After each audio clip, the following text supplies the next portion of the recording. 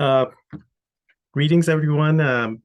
Thank you so much for joining, and thanks to all the participants, our contestants, to the Vancouver-Quadra Green Party of Canada Leadership Contest debate. I would first of all like to make a land acknowledgement as settlers and as a representative of the Vancouver-Quadra Green Party Association. uh, Acknowledge that we are speaking from the unceded and ancestral territories of the Musqueam, Squamish, and Tsleil-Waututh people.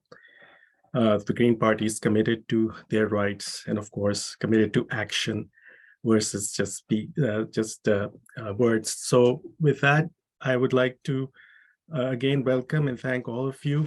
I would like to highlight that this debate is in the spirit of collaboration, of constructive debate, constructive criticism of each other, and friendliness, and so on and so forth. The questions that we have brought to the forefront here are actually something that we face, questions such as, why is the Green Party relevant, and then we have to, of course, explain in our own ways. But to hear it from future potential leadership candidates would be great, because this is what we face on a daily basis from our EDA, especially from the general public. And so it'll be great to, and I would thank in advance to our contestants for them to address these issues. The rules of the debate are roughly as follows. We have 5 questions. Each contestant would be given 2 minutes per question. And then at the end of each question, we have a 6-minute period of a general sort of conversation/debate amongst contestants. We have Brian Ho from our EDA joining as the timekeeper. So he will be flagging everybody when 30 seconds are up. And then, of course, if they're over the limit, he'll inform you in time. I'm really grateful that Amita has joined us as somebody who's been so active on the side of, stabilizing our party at the time in this time period, and for them to join and be part of this, it's just been superb. So I would invite Anmita to begin the moderation and as a moderator and begin the event. Thank you. Thank you so much, Farouk. Thank you to all the contestants for being here today. Thank you for everyone who's also joining us, and Brian and Bridget helping out as well. I'm excited tonight to have some fun with all of you. And just as Farouk was saying, in the spirit tonight, I think have a little bit more of a casual sort of debate than the other formal debates you're having on either side of this evening. So the format is supposed to be more of a conversation than it is you trying to get your zingers in, because as we know, collaboration is a hugely important piece of being leader of this party, and also how we work together. So in the idea that we're all going to be working together after this, no matter what, we want to see how we build off each other instead of just why we're, say, the best. So with that, also to say that the questions are not quite the same that you might get elsewhere. So they're not the questions that you're going to be getting from the media, and they're not the questions that maybe you'd get from the membership of the party. But these are the questions that we on the ground in EDAs get from the outside, and we'd like to know how to respond generally to these sorts of inquiries. So a conversation of how we present ourselves to the outside with each other. And so with that, each of you will get 2 minutes, as Farouk said, to answer each question. We will go in tonight, since you started in alphabetical order last night. Tonight we will go in reverse alphabetical order, and then I will cycle through for each question back around. I think you're probably familiar with this by this time with the number of debates you've done with each other. And when we do get to the conversation portion, in a way, this is also going to be a test of leadership, because we would like to not actually interrupt you very much, to check on time and let the next person know it's their time to talk, and see how you actually converse and work with one another in this sort of space, trying to kind of discuss these questions that come up. So after after we've gone through the full round of contestants, I will start it off with whoever gets their hand up first to make the first comment. But understanding that if we have about 6 minutes for conversation, that means each of you have about a minute to talk total. So be good if you each take about, under 30 seconds per time you say something, and then you have a real conversation, but we'll see how it goes. And if somehow it doesn't work out, we'll come back to more moderation. But I trust you all to have a real conversation and show us the type of collaborative style that you have. So with that, how about we begin? So the first question, and just to, so the order, just to be clear, to start off will be Chad, Jonathan, Elizabeth, Anna, Simon, and Sarah, and then round the next time. So the first question is for you each to provide a summary of your vision and plan as a potential leader of the Green Party of Canada. Chad, it's up to you to begin. Perfect. Thank you, Amita. Anna and I are joining you from New Brunswick, the traditional territory, and excuse me for my pronunciation, but of the Wolastoqiyik, the Mi'kmaq, and the Passamaquoddy nations. So I just wanted to acknowledge that before starting. Anna and I have two distinct plans, or two complementary plans and visions for the party. I'm going to be talking about our internal plan, and Anna on her turn, we'll be talking about more of our external vision. But our internal plan begins in three parts. It's renewal, responsibility, and results. The renewal part is renewing Canadians' faith in the Green Party of Canada as a strong vehicle for change, as a party that can move forward initiatives that are important to Canadians and important to our allies in civil society, as well as important to Green Party members as a whole.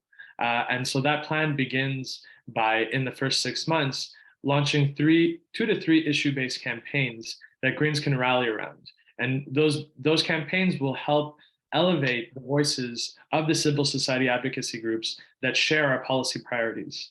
And our goal there is to show that Greens can help move forward these initiatives and move forward these talking points effectively and have an impact on the ground in those regards. And to do that, we want to not only do that as leaders and push those policies forward, but we want to empower our EDAs to do the same. And this, we hope, will reinvigorate our base, allow us to create fundraising opportunities for our party. Second, on responsibility, we want to get all of our board and fund aligned on what their mandates are and start bridging the gaps where there are conflict, and bring in an external evaluator to see where there's mandate overlap, so we can clarify the role of each and avoid conflicts in the past, doing that through a retreat where everyone can finally get to in the same space and talking about the issues. And finally, results, getting our EDAs ready for an election through our Green Leaders Network program, which is a capacity building initiative. Thank you, Chad. Next is Jonathan. Thank you. I'm joining you from Chochake on the traditional and unceded territory of the Kanien'kehá:ka, here also known as Montreal. For the past several months, I've been traveling throughout the country with Elizabeth. We've been meeting with Greens. We've been meeting with several EDAs. We are a party where there is a lot of hurt still, despite the incredible work that's been accomplished over the past few months by Dr. Kuttner. There is still a lot of resentment. There is still a lot of anger. There is still a lot of uncertainty about where we're headed as Greens. And I think that work will need to continue to happen. Elizabeth and I are committed to building a party where everyone is welcomed, where we have strong representation in the House of Commons, where we can also come to a point where we can fundraise effectively, engage and potentially attract MPs from other parties who are, as many of us and as many Canadians are disillusioned by their leaders' failure to act on climate. So we can become a stable house that will be interesting for them to join us. And then we can build on the amazing work that the EDAs are doing, that the fund is doing, that the Federal Council is doing, to make sure that we have strong candidates that will be willing to wear our colors during the next election. If we are to do that, we need to be on the ground, continue this work of listening to Greens, but also listening to all Canadians. We have a responsibility towards this nation to be an alternative, a credible alternative for them, especially at a time when we're faced with populism on the conservative side and lack of action on the progressive side. So we can be an alternative to those who are aching for more action, who are aching for Canadians to be heard, and we'll achieve that, Elizabeth and I, with Elizabeth in the House and I continuing to travel the country to listen to Greens. Thank you. Thank you, Jonathan. Next is Elizabeth. Thanks. I'm speaking to you today from home. It's so nice to be home. I'm in the traditional territory of WSÁNEĆ Nation. So Haishka Sam, welcome to all of you, especially the Vancouver-Quadra EDA who's sponsoring this. It's much appreciated, Haishka and Gala Kessler. And for those of you in New Brunswick, Walalan, in the Mi'kmaq tongue, I'm really thrilled to be part of the Green family. When we meet at COPs around the, when we go around the world in climate COPs, we actually call it the Green family breakfast. We have a once every 2-week period of the COP where we all gather together and share the intelligence that we're getting in the corridors. We work really effectively together in international negotiations, but we call ourselves the Green family, and that's what we are in Canada too. There's no part of this country where I can't go where I know what bed I'm going to sleep in, because I've been billeted so often with so many people. Someone referred to a network of friends doesn't make a political party. I can't remember which debate. It does. And the people with whom I've billeted for years were strangers the first time I stayed at their home, but now we're all friends. And it's family, and it's also about rebuilding that connection that says we love each other and we look out for each other and we protect each other.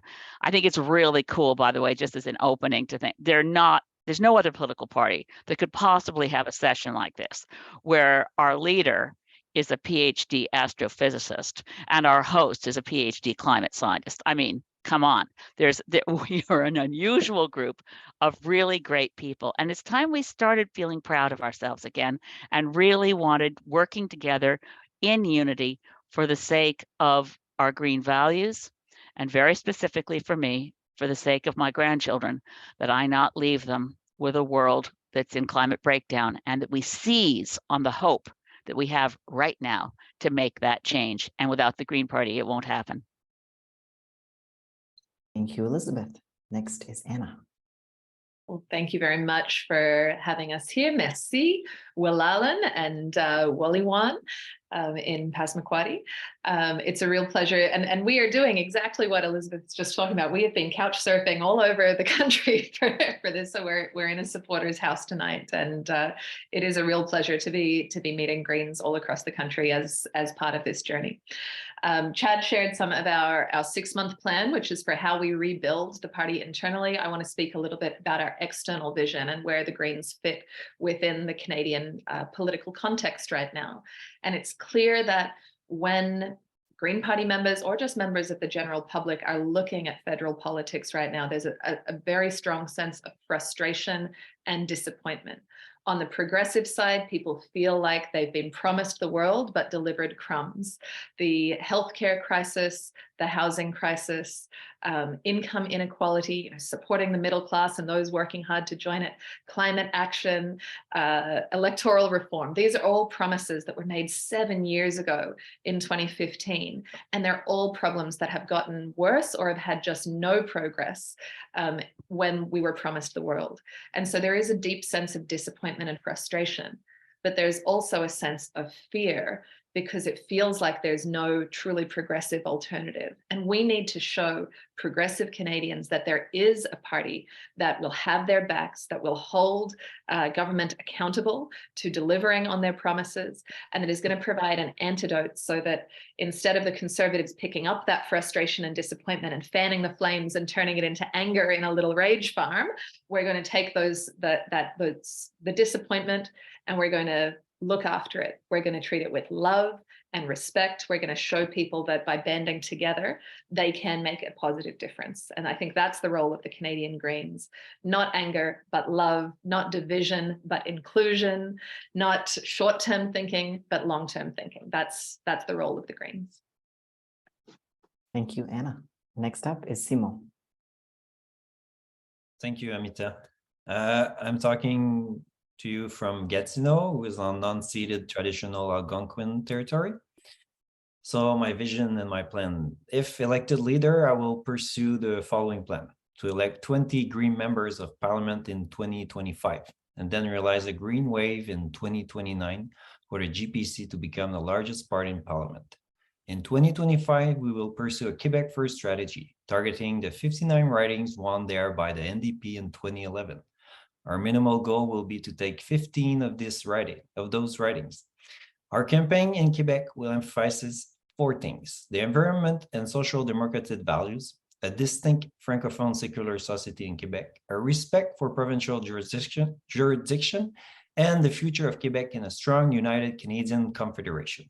We will replace the NDP in Quebec, draw significant numbers of voters away from the Bloc Québécois, and block the drift of disenchanted federalist voters to the Conservative. In the rest of Canada, we will focus on re-electing Elizabeth May, winning back Nanaimo Lindsay Smith for Paul Manley, re-electing Mike Morris, and taking 1 or 2 more ridings in the Kitchener-Waterloo Guelph area, and electing Anna Keenan in Prince Edward Island. After electing 20 MPs, our focus will be concluding an ironclad coalition government agreement with the NDP and the remnants of the Liberals Party to introduce proportional representation in 2029. We will ask for 4 ministries in that coalition government: environment, infrastructure, health, and Indigenous affairs. In 2029, we will elect the largest numbers of members of Parliament under the new proportional representation system. This is the plan. This is my commitment to you and my vision. Thank you. Thank you, Simon. And last but not least, Sarah. Thank you, Amita. Thank you to the Vancouver-Quadra Greens. And Amita, thank you for seeing us through such a difficult time. And you're an amazing leader, and I try to follow your lead, and I will continue to try to follow your lead. I'm coming to you tonight from Ottawa, which is our nation's capital. It is unceded Algonquin Nation territory. Odawa, it belongs to the Three Fires Confederacy of the Anishinaabe Nation, which also includes the Ojibwe and Potawatomi peoples. And this area also has strong Métis roots. I am a high school teacher, a mother, a creative writer, and a small businesswoman. But most importantly, I've been a grassroots level organizer in the Green Party of Canada for 17 years. I know that our weakness is that we are not following our own constitution. We are not true to our 6 key principles in action. Our passions are carrying us into the big leagues. My plans are true to our foundation, and that makes us strong when we get into those big leagues. The DNA of my platform is to enhance member experience and thereby draw in new members by making us more fun, more interesting, and growing our confidence. Our fun is found at the Electoral District Association level. Our interest is captured through our member-led policy process. I've been waiting since 2005 for us to evolve into a living policy process. And our confidence comes from a leader that curates that policy in a way that is transparent, which you will see on my website, sarahgabriellebarron.ca. When you put your faith in me, you put your faith in us. Thank you. Miigwech. Thank you, Sarah. We now have 5 to 6 minutes for discussion. So you might be thinking, we just presented our visions. What are we here to discuss then? So we're going to be discussing the vision and each other's visions broadly for this party. And I saw the first hand, I think, was Anna. So the timekeepers we will kind of step back and see what happens in terms of this conversation. I trust us all to share yes. appropriately. So. Good luck. We'll see if it works. And I'll try to honor the spirit that you laid out for us, Amita, so gracefully as you always do, about this trying to be a collaborative conversation rather than a debate trying to score points off each other. So I want to talk a little bit about focus. I heard some points around target to win strategies, picking and choosing ridings in advance of an election, and one of the things that I have found works is rather than the central party choosing specific ridings that will be where investment happens, is investing or allowing local teams to create their own capacity. And that's one of the reasons that Chad and I, in our 6-month plan, have put forward a capacity building school aiming for 60 to 100 district associations. If there's more interest in that, then great. But we need to make sure that rather than picking and choosing winners, as was done in 2019, for example, my neighboring riding was picked and chosen as a target to win, and mine was not, and yet I outperformed them. And why? Because we had invested in a strong local team. I believe that there's more than one competitive riding on Prince Edward Island. There are competitive ridings that we can build in the prairies, in other parts of Ontario. So I want to ask for more responses on that. I agree with Anna, but I would bring it to the next level that is even more grassroots, which builds, as a businesswoman, I like us to build off the capacity that we already have. So in 2021, we had the EDA revitalization project, and the top priority was for us to create policy one-pagers so that our candidates would be ready early, well in advance of an election. And that's part of my inward strength plan. We have right now the EDA empowerment that Farouk has been a leader of. Thank you so much, Farouk. And they are already organizing in ways like the financial agents are getting together to create best practices and mentoring. And so as a leader, it's my job to see what we're already doing at that grassroots level and build on it. The financial agents getting together, let's have campaign managers getting together. Let's have media reps get together, stretching those muscles. And the leader's office is there to listen and support them in what they ask for.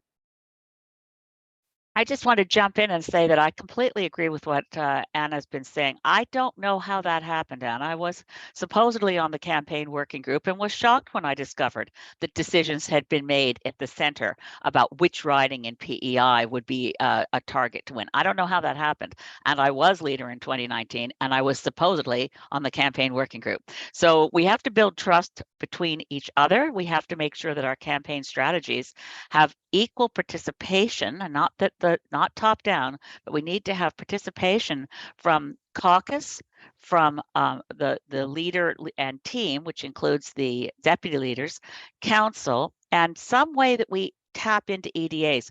One of the things that I put forward for campaign working group in, I think, the lead up to the 2015 campaign was to say to the EDAs, show us what your capacity is. Show us that you've got your campaign going, that you've nominated your candidate, that you've been knocking on doors, that you've got some money raised, and then we can assess that through a participatory process. I'd hate to tell you the sad stories of what has happened at various times when I thought we had everything set up to be participatory, but we really have to learn from our mistakes and know we've got to trust each other, give each other the benefit of the doubt, and in an organization, whatever we call the committee, because the campaign working group is an ad hoc committee. In 2015, it had a different name and was more transparent and had more people in it than what happened in 2019 and 2021. We can learn from that. I think we go wrong when we don't communicate well and we don't communicate respectfully. So it's my turn, I think. So I agree with my colleagues. I want to say that I brought Quebec with more seats because we saw in the past, and it happened a lot, like with the Conservative under Mulroney, with it happened after with the Bloc, it happened with the Liberals. There's a part of the population that we call like the swing vote that could go very fast and they all move at the same time. And if there's a strong like Quebec wing that's already there and get even stronger, we will be able to get a lot of seats. When Quebec's move in a direction, it's like a goose that just decide to change way, and that's my point here.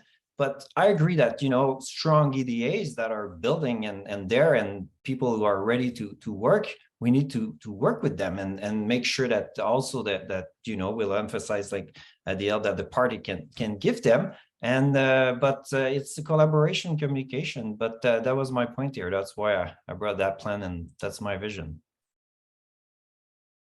Yeah, I just want to jump in and say that I agree with Simon that we'll have a breakthrough in Quebec. We have a real shift in the political winds in Quebec. The NDP is unlikely to elect anyone in Quebec in the next federal election.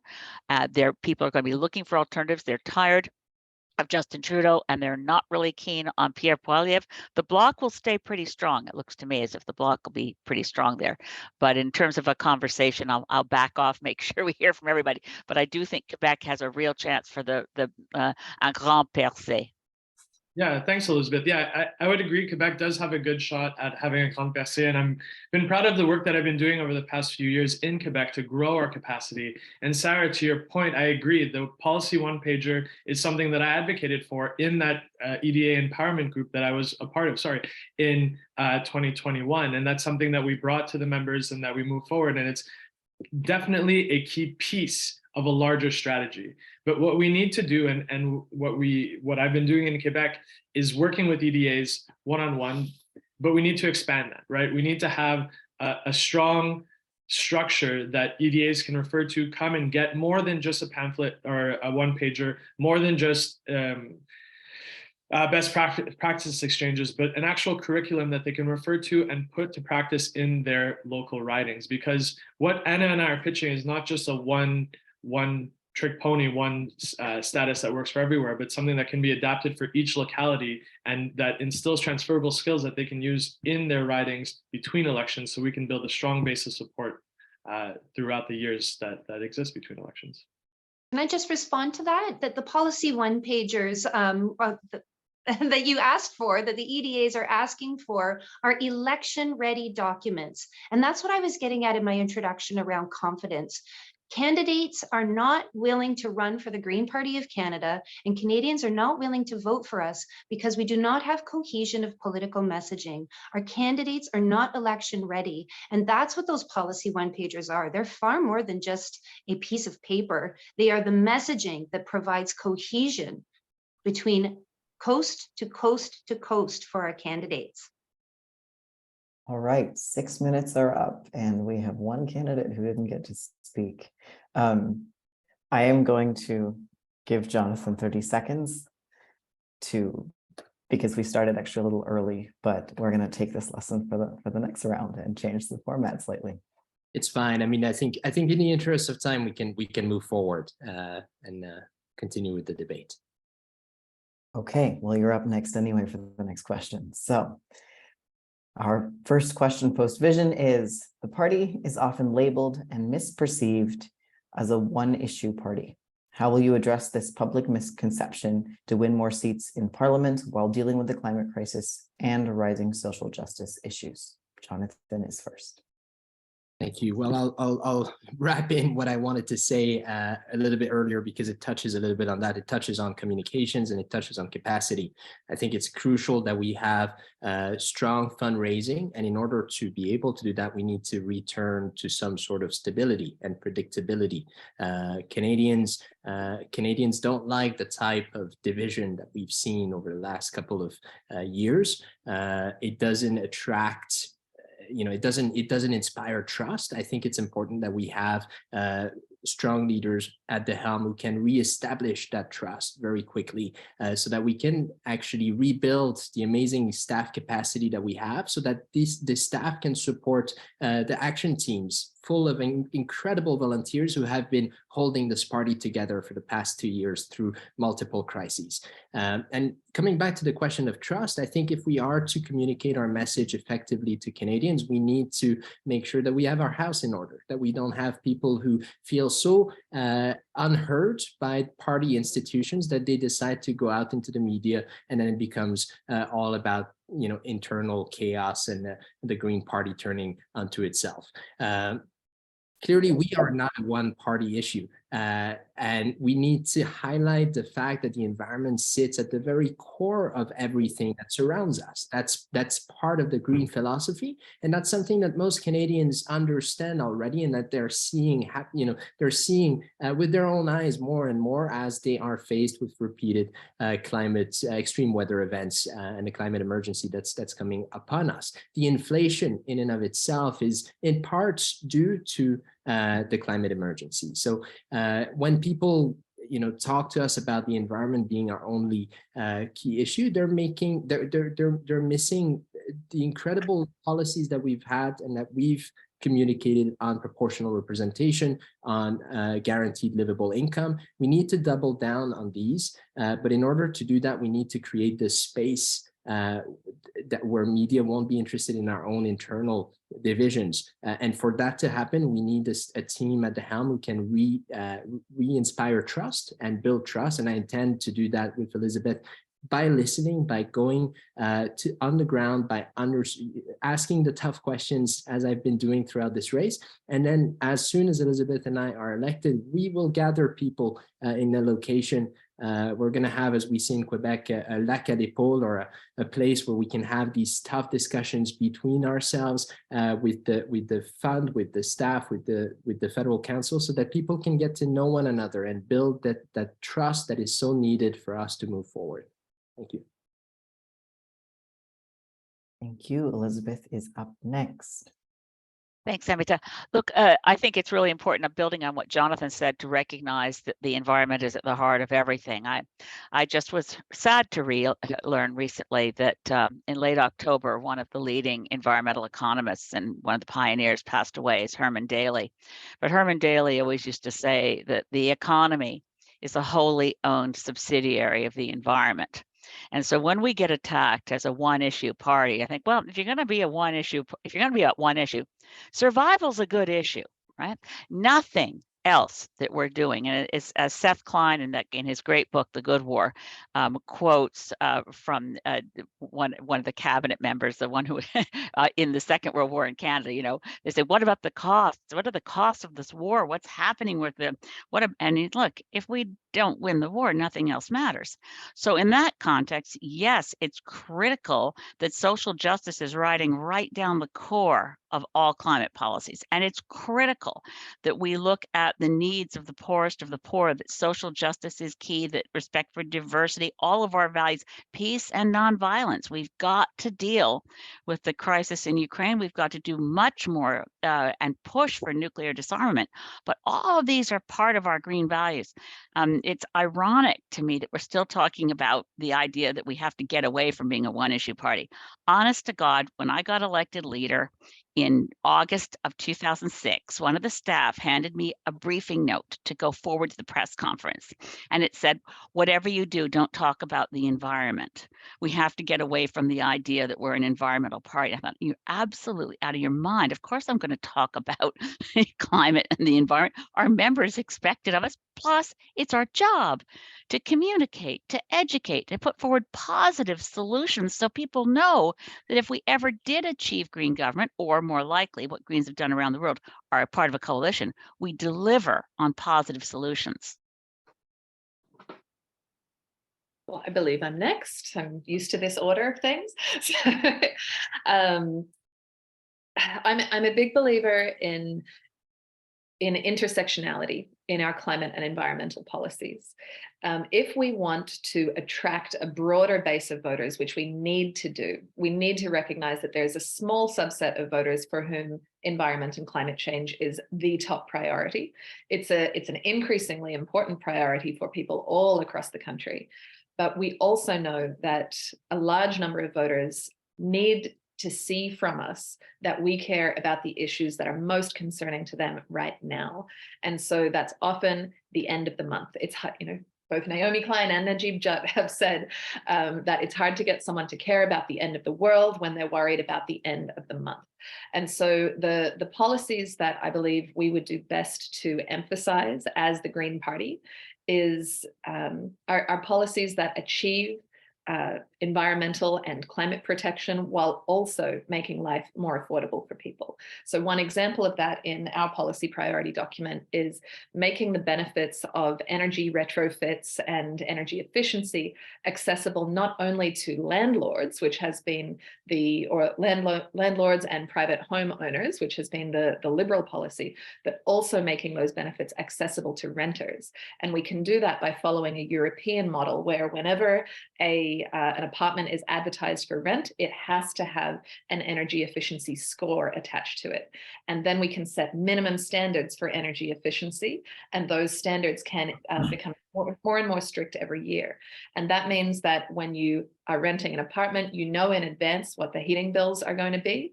And there's actually an incentive for landlords to make those upgrades, not only on their primary homes, but also on the homes of renters, where the renters are paying the bill. So that's one example of an intersectional climate policy that can show Canadians that while we're addressing climate change, we can also address their primary economic concerns.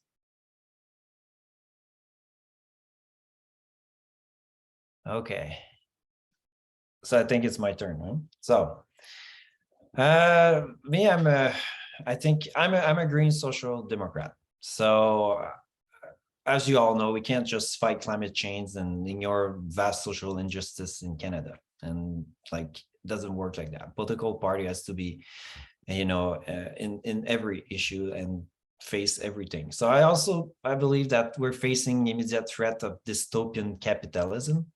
We're a handful of high-tech billionaires will become more powerful than national governments and seek to disenfranchise citizens to keep them as docile consumers. The impoverishment marginalized Canadians have felt for some time is now spreading to most of our society. We need to broaden our approach from just being the defender of the most vulnerable of society to being the defender of the majority of Canadians. I would achieve this by promoting social democracy and a green economy. This is not to say we listen our support for other social justice issues, but it does mean that I will bring them under the bigger tent of green social democracy. I will start by ensuring all GPCDAs and get to understand that social democracy empowers people to have a say in all governmental action and the creation of a competitive economy that can guarantee decent income, safe housing, and sound medical services to all citizens. And most importantly, social democracy. In social democracy, we leave no one behind.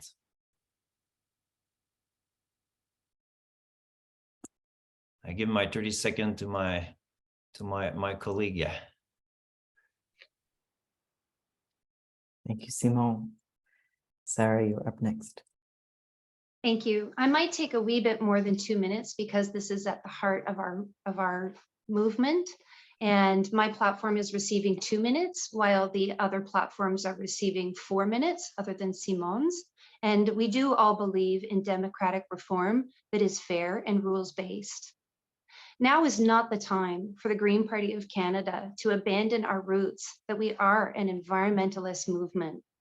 What can be more important than our air, our water, our biodiversity, our future generations?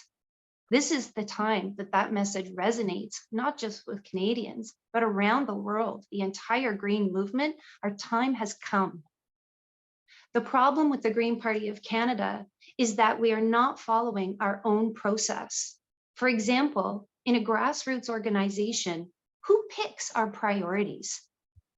In our last round of policy development, what motion received the top approval from members? It was to protect old growth forests. It received 93% approval from those members that were engaged in that process. And where do you find it reiterated and spoken out loud? In my platform, under ecological wisdom, it's at the top. And as Anna and Chad say, we need better cohesion on those national campaigns to bring those issues forward to Canadians. I'm looking forward to working with them on that so that we dominate all social media platforms. We need a national food security mandate. And we need to get together in monthly green talks because we are having a little identity crisis. And we'll be getting that with my leadership. 2 minutes it is. Right, I think, Chad, it's up to you. Perfect. The Green Party of Canada is not a single issue party, but we do lead with the environment. And I think we can absolutely stick with leading with the environment. It is what Canadians know us as, right? It's the Green Party. It's quite obvious. And Anna said it before, our policies have to be intersectional to face the crises that we're facing in our time. But I think the Green Party can also be the party of deepening our democracy. I think the Green Party can be a bastion of hope for Canadians across the country, showing them that we do have control over our democratic processes and giving Canadians a hunger to be engaged and involved in the democratic process. Now, I may sound like a broken record on this, but this is why it's so important to build our mobilizing capacity. It will not only help us be prepared for the next election so that we can elect 12 Greens to Parliament and hold the balance of power, or at least stand a chance of holding the balance of power. But the skills that you acquire in learning how to mobilize and campaign in a professional way are transferable. They allow you to have a massive and real impact in the lives of Canadians in your locality. And if we can do that, then we can build trust within the Canadian electorate. We can help move forward local initiatives that matter to people. And then those same people can turn around and ask our members, how do you know how to do that? How did you know how to get that extra stop sign, that speed bump, that community garden? And our members can say, we learned these skills in the Green Party of Canada. And if you want to learn too, join us and we'll show you the way and we'll have an impact together. And from that trust that we build through leading by example, building hope through action, then we can get to talking about deeper conversations about proportional representation. We can talk about how to organize to save the old growth forest. We can talk about how to organize to put pressure on our government to regulate and tax heavily our fossil fuel industry and reinvest those dollars into our communities to build housing, to pay for our doctors and nurses. But it's only through giving the collective the capacity that we will get there. So that is our vision, and that's how we are going to build a stronger democracy in Canada through the Green Party. Okay, we have arrived at the time for conversation about this topic of one issue party, misconception, and/or balancing climate with social justice. So this time, just to help you all, we're going to be signaling when we have every 30 seconds come about. So you just can have a way to keep track of how long it's been, so you can time yourselves. So with that, the first hand that I see up is Jonathan, and I'll disappear again. All right. Well, I think we need to offer a narrative to Canadians that will inspire them to get involved in politics. As Chad and Anna were saying, and as has been said by Naomi Klein and Najib Jad, Canadians are preoccupied by the end of the month. They need food on the table. They are busy taking kids to school and taking care of their parents. Most Canadians that I know, most Canadians that I interact with don't have time for politics. And that is a critical problem for our democracy. So we need to find a way to inspire them to get engaged in politics. We need to be able to communicate the message, what it is that we want to build here. And we want to build a green Canada where people, thanks to guaranteed livable income, have the time to participate in their community, have the time to take care of their children, to take care of their parents, where they can be involved in community action, and where they can have the time to sit in training sessions that will be organized by the Green Party of Canada. But right now we are in a crisis of time. Most Canadians don't have the time. We need to inspire them to want to believe in the project, the Green Project, that can take their aspirations forward, that understands them, that hears them, that listens to them. So I'll leave it there. Thanks.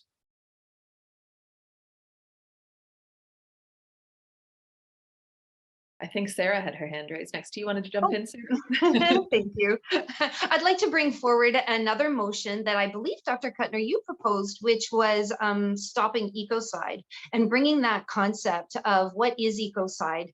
That is the idea that future generations have a right to life. They have a right to the water and the clean food that sustains their life. And when current governments are ransoming those rights for profit, for corporate profit, that is against the law.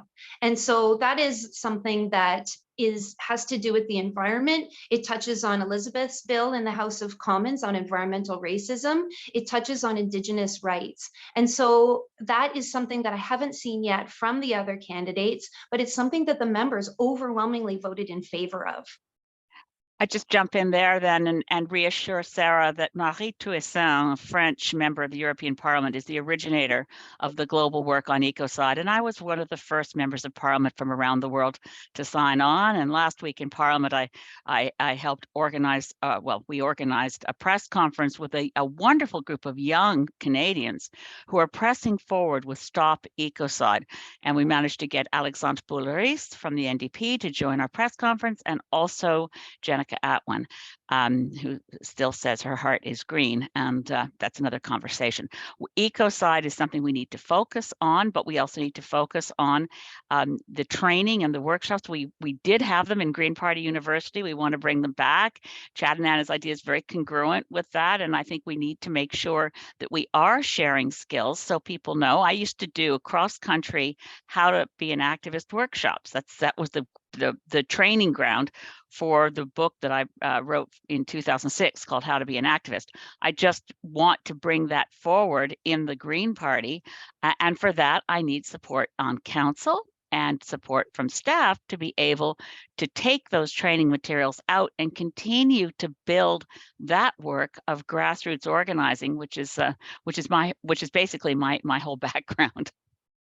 Respectfully, Elizabeth, I've been a member for 17 years, and it's so easy to do. A handful of us got together and provided Motion Mondays, where we talked about the motions that members had proposed. We workshopped them, and we did it for free. So I'm sure it's easy to talk about do. these things. It's traveling the country, organizing the workshops, and having the support from the party that says you're allowed to go forward and do that.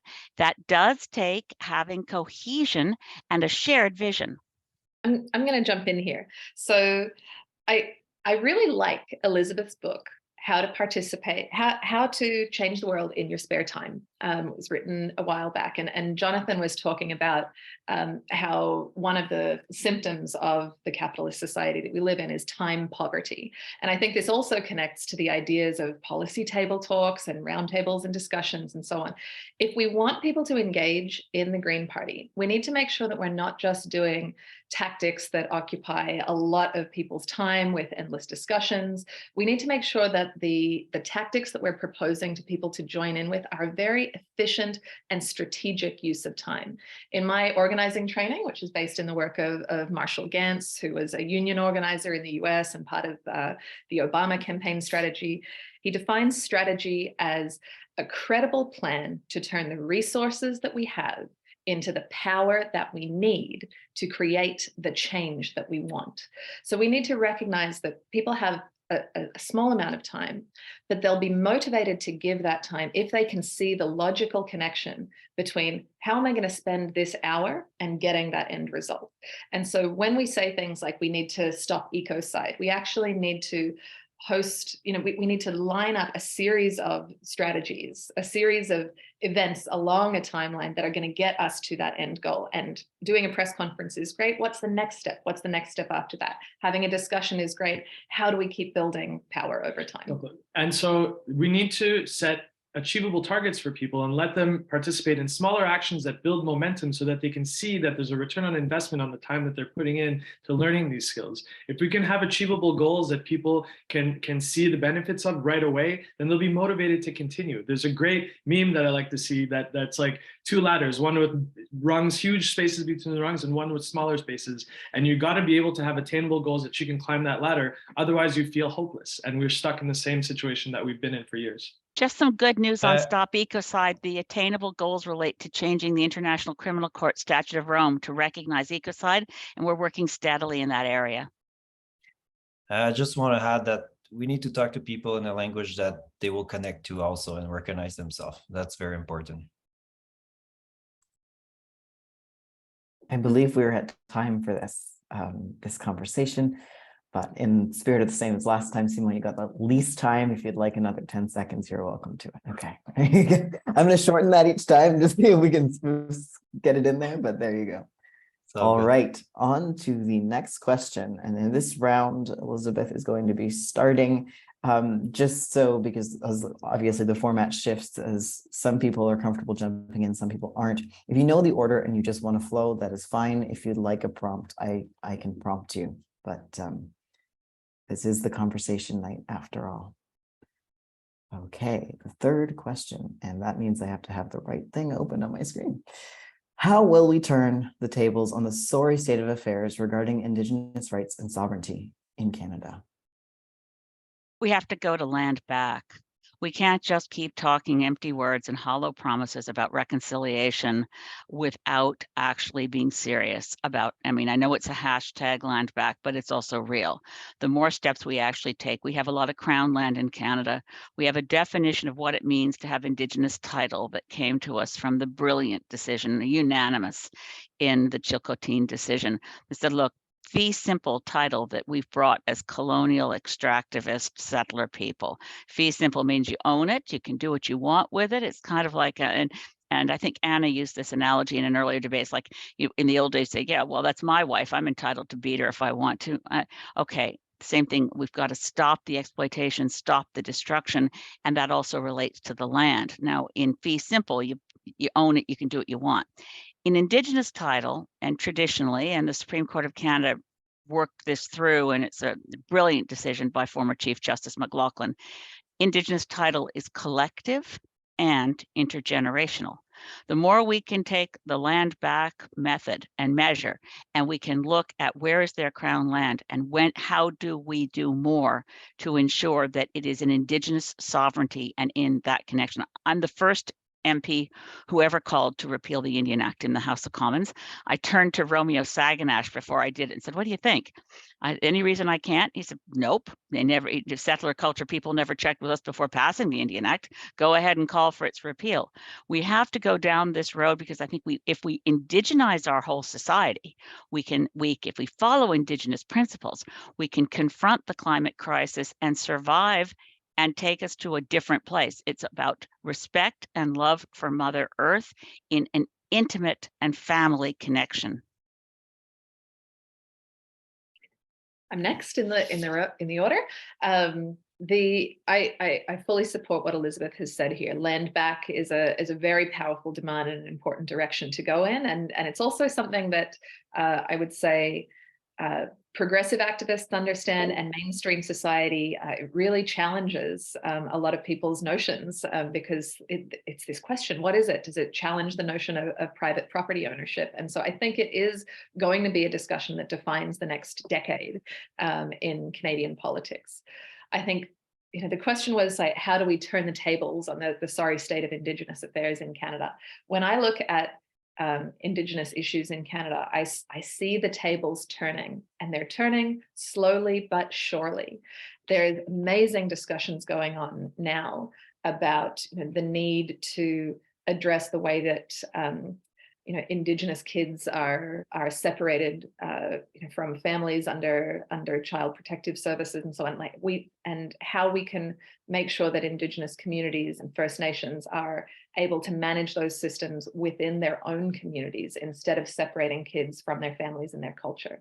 There's amazing discussions going on about how do we reduce the incredible over-incarceration rates of Indigenous people, and particularly Indigenous women. And those tables are turning. We need to support the voices of activists who are pushing for those changes so that the tables turn faster, because these issues should have been solved 10 and 15 years ago. We should never have been in this situation, but we're living through an Indigenous renaissance in Canada. We've seen, from Idle No More through the Truth and Reconciliation Commission, the missing, murdered Indigenous women and girls. All of this is, and the residential schools, the consciousness of Indigenous issues has changed dramatically in the last 5 years, and it's going to define the next 20 years. And I agree wholeheartedly with Elizabeth. The values of Indigenous communities are going to lead Canada through a transformation to a post-colonial set of values. I'm very excited to be a part of politics during this time.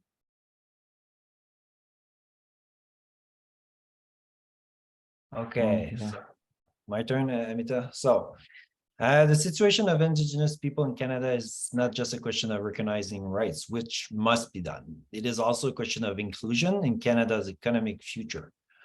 My view is that the transition to a carbon neutral economy opens the door to tremendous possibility to share future revenues with renewable energy development with many indigenous community and to create employment and business opportunities for those communities. Whether it is hydroelectric or wind power development, much of the future site will include the traditional territories of indigenous people.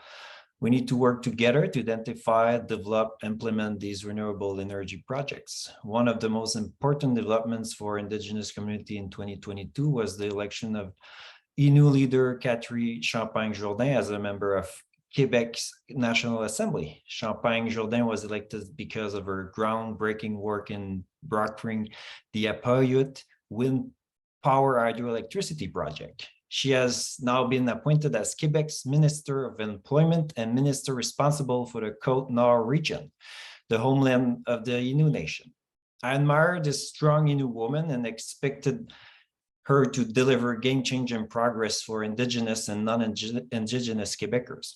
When a center-right party like the CAQ in Quebec can field an outstanding Indigenous candidate like Catherine Champagne-Jourdain, this is a wake-up call for the Green Party of Canada. We need to attract Indigenous candidates who are respected in their communities to stand for election for the Green Party of Canada. And at the same time, we need to show respect for Indigenous candidates who run for other political parties.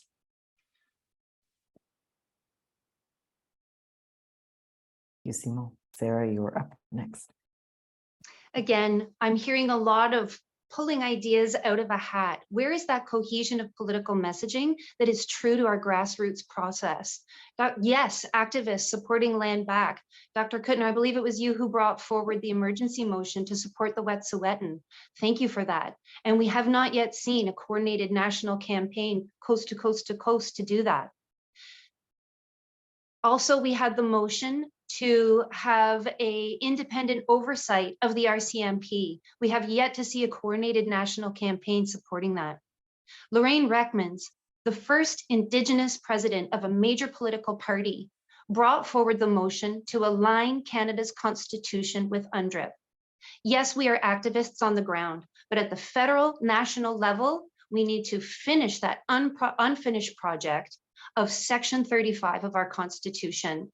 It is out of line with our original treaties, with the spirit and intent of our wampum relations with First Nations, and with the United Nations Declarations on the Rights of Indigenous People.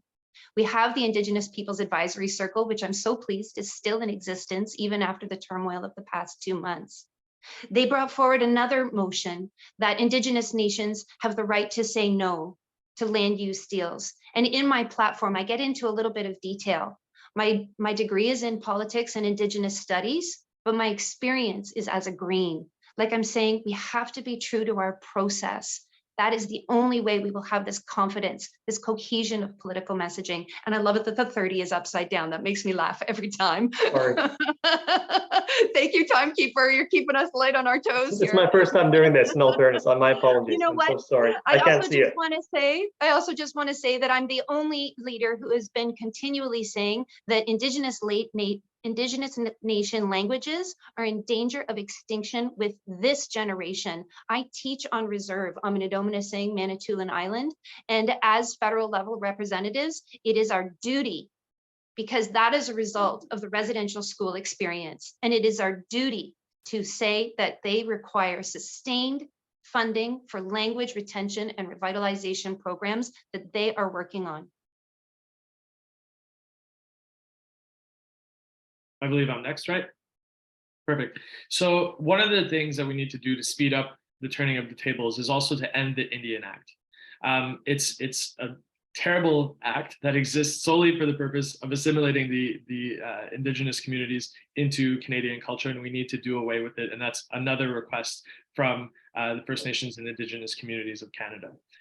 But we also, in order to meaningfully include them and learn from them, actually, is to follow their lead. I just recently heard of a story about the Elsipogtog. Sorry, I'm terrible with names. Here in New Brunswick, who through their leadership were able to end fracking. They started the campaign, they started to raise awareness about it. Civil society groups and nonprofit groups followed their lead and were able to stand up to the fossil fuel industry and end fracking in New Brunswick. And it's something I just learned about, but it's an amazing story of how, if we follow the lead of the Indigenous communities in this particular case, but throughout, as Elizabeth was saying and as Anna mentioned, then we can do a lot to change our situation, address climate change in Canada, to change how we do our democracy.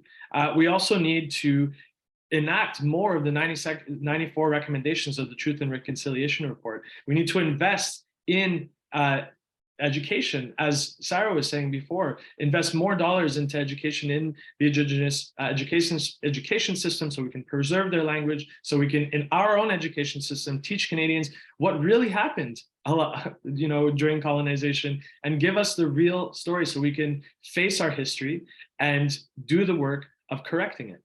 And so I'll cede my time to the conversation, but I think that these are steps that we can take to meaningfully allow reconciliation with our Indigenous. I believe this is my time. The question was, how do we turn the tables on the sorry state of affairs? And here we are, all settlers. We all have a lot of good policies, but one thing that I haven't heard so much so far is to listen, to show up and be there. Elizabeth and I, at the very beginning of this campaign, went to meet with Elder Bill in Ferry Creek.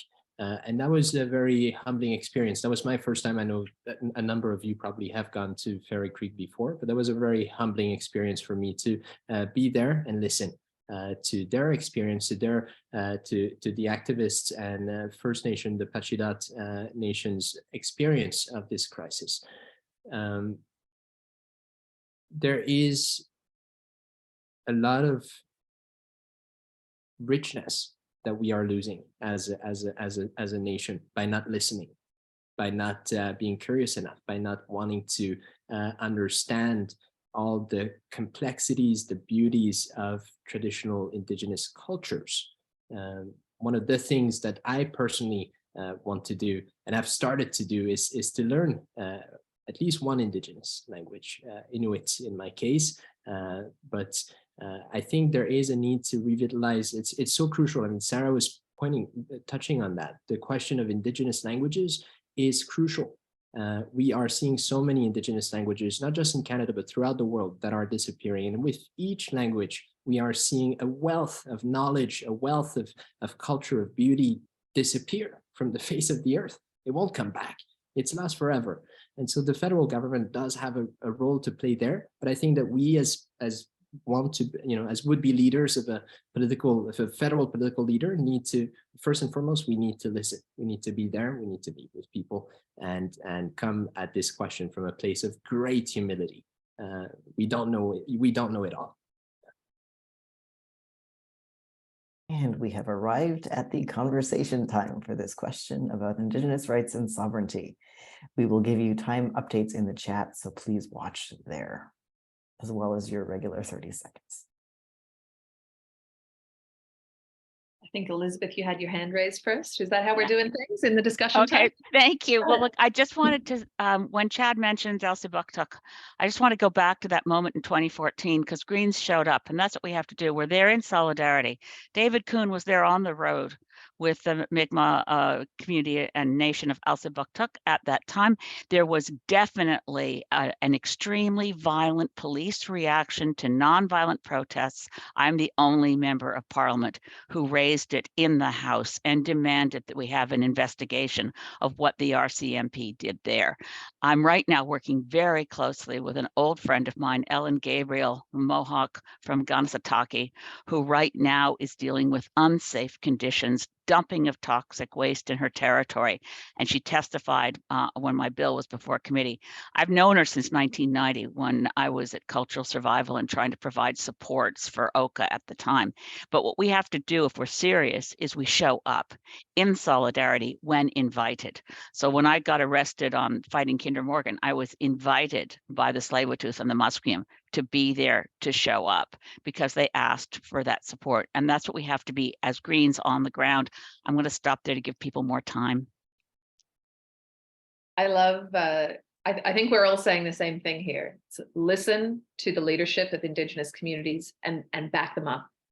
Be there, show up, be on the ground. And so it's been great to bring Chad out to the Maritimes so that he's learning about the politics of what's happened here in New Brunswick. One of the other big fights here in the Maritimes was, of course, in St. Mary's Bay, which is in Nova Scotia, the Mi'kmaq fishers, they were asserting their treaty rights to fishing. And I'm sure that you'll all, and this is the moderate livelihood fishery. And I'm sure that you will all remember the headlines that went across Canada at that time of very active violence between commercial fishers and Indigenous fishers. And when that happened, the Greens on Prince Edward Island, both at the provincial level and myself as a federal profile Green, we made statements asserting that these are treaty rights and that it needs to be respected. We put out videos explaining, the history of these issues and taking that political risk. Yes, the majority, like white society in some of our writings may not understand, but it's a risk we need to take because it's the right thing to do, and we change public opinion by taking that position. The Greens in the provincial legislature led that charge, and they brought the Liberals and Conservatives on board, and eventually there was a unanimous vote to support a moderate livelihood fishery on PEI, which has been launched this last year without any violence and with full acceptance from the commercial fishers as well. So while our collective hand is raised, I'll jump in here as well and say, we need to, as Jonathan so aptly said, we need to listen and we need to be there to learn from our Indigenous brothers and sisters. And I'll show a bit of humility and admit that this is not my area of expertise. And as leader, I want to sit down with as many Indigenous communities as possible and learn from them and listen to what they have to say and follow their guidance on how best to elevate their voices and push for the things that are important to these communities. Elizabeth said it correctly before. We need to listen and we need to be invited. We cannot simply impose ourselves as saviors for these communities. We actually have to take the time to listen, show humility, show respect, and intervene only when asked, so that we can give them the opportunity to lead with their own voices on issues that are important to them.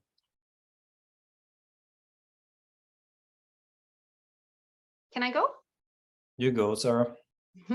We're all good people and we all care and we're all doing our best.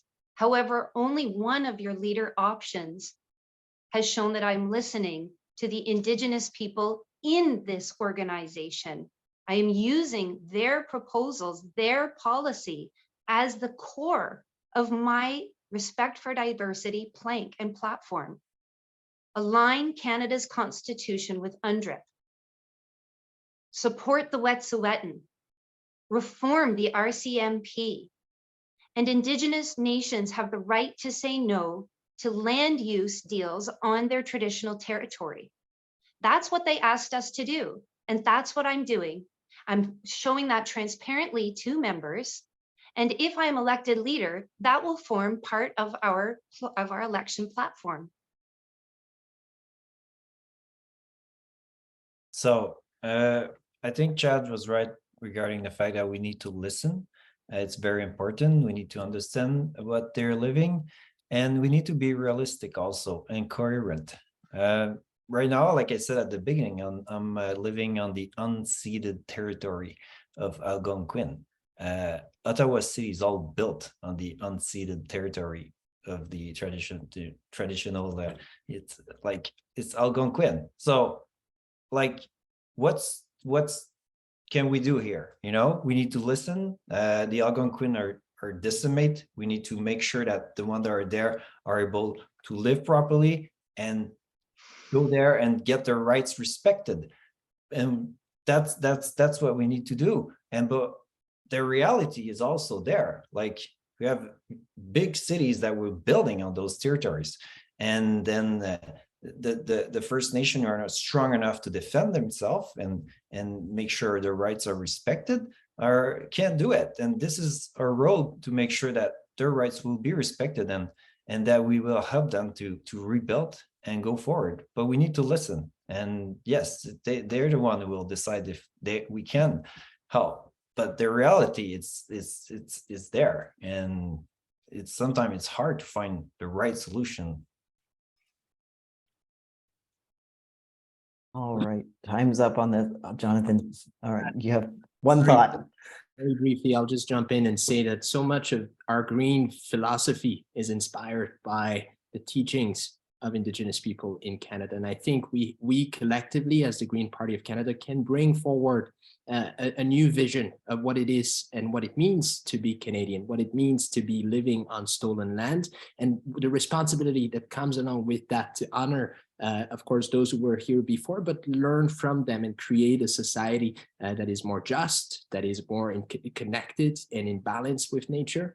There is so much that we need to learn from them. And this is the work that I think all of us, if elected leader, will pledge to do. And that is very heartening. All right, next question, and this time in the rotation, we are starting with Anna. How do you intend to connect and collaborate with Global Greens while highlighting the role of Canada internationally? Great question, and I love it. Of course, many people will recognize that my accent is not originally Canadian. I'm the newest Canadian in the race, having got my citizenship in 2018. But I'll answer this by throwing back to my hometown of Brisbane, Australia, which has recently done a bunch of, how did we achieve success webinars within the Global Green Network? Because in the Australian federal election, just within the last 6 months, I think it was, we went from having no Greens at all in the state of Queensland, which has a sort of resource politics that I would say is similar to, perhaps not as extreme as Alberta, but maybe Saskatchewan or Manitoba. But we went from having 0 Greens elected in that state, in the equivalent of the House of Commons, to having 3. And that was done through strong local organizing. And now I'm extremely proud to say that my mother is represented by a Green MP. He's a 28-year-old young queer workers' rights organizer, and he is just a fantastic voice. I think that we need to share inspirational stories of green success, and we also need to engage with that Global Green Network in ways that allow us to connect and shift values. And as someone who's worked internationally, I've worked in Asia, I've worked in Europe and Eastern Europe and Russia, I've worked with teams internationally in South America as well. I think we have to recognize that we're part of an Anglo dominant culture that's common to the UK, the US, Canada, and Australia. And of course, we've got additional Franco influences in Quebec and the Atlantic provinces in particular. But these cultures all have a very similar set of values, and they have the same problems at the same time, where all of those dominant Anglo dominant countries are in a housing crisis. They have high emissions, all sorts of things. We can learn from other nations how to shift our value set and achieve better results. So my turn. I think that I walk the talk when it comes to connecting and collaborating with Global Green. So when the Global Greens ask for a message of support from the GPC leadership candidates in support of their role at the COP27, I produced a video message in English and French. So within 3 days, you can view it on my website.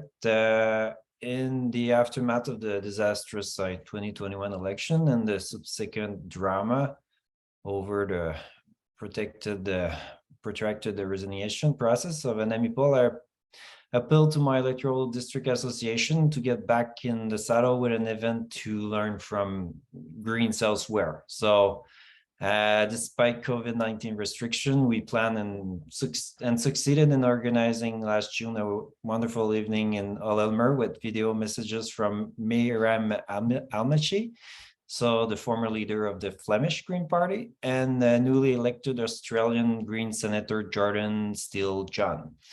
Whether it is the essential work of immigration and integration personified by Miriam Almachi, or the groundbreaking legislation in disability rights that John Steele-John is championing, we have a lot to learn from Greens throughout the world.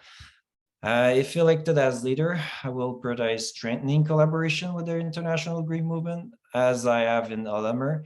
I would also like to give a shout out to GPC member Alison Lam for keeping this collaboration growing over the years. Thank you. Is it my turn? It is, yes, you're after Simone this rotation. In speaking with Green members, I've been phoning a lot of members, and I got talking with a Green who helped start the Greens Campus Club in Kingston. And she said, yeah, you know, I just went to one of the opening things. I had a table, I put out a green cloth, and I put out a globe with a green sticker on all the places where there are Greens active around the world. And it was such an easy visual that was drawing in the youth.